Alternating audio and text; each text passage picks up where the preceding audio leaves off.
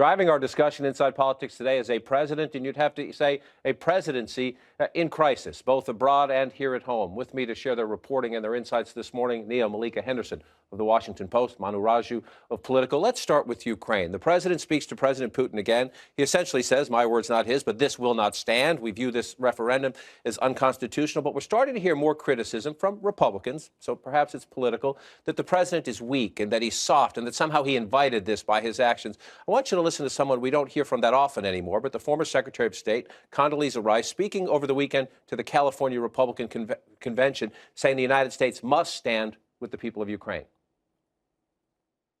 And we have to continue to speak for those people who want the liberties that we have. We cannot abandon them. We were once them. And if it is God's will, and if it is humans' power, they will one day be us.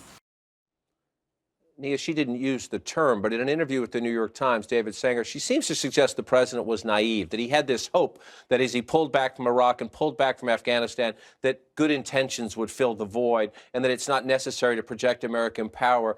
How does the president answer his critics here, or does he have to ignore his critics? Well, I think in some ways he has to ignore his critics, and that's what we've seen him do. We have to remember that this is why this president was elected. This is what he ran on, retrenching from one war that he called dumb and another that he wanted to wind down. So in some ways, he's doing exactly what people elected him to do, sort of the anti-Bush figure and presiding over what is essentially American retrenchment from the foreign stage. And I think with Republicans, you have them trying to sort out what does this post-Bush era mean for their sort of approach to the world. You make an important point, and we should note Republicans weren't as critical when Vladimir Putin took pieces of Georgia during the Bush administration, and it is Republicans right now, because of their fight over IMF funding, who are holding up the aid package. So the Republicans have a little looking in the mirror moment here as well. But as they criticize the president, Manu, here's Newt Gingrich and Lindsey Graham, senator from South Carolina, the former Speaker of the House, writing this on CNN.com.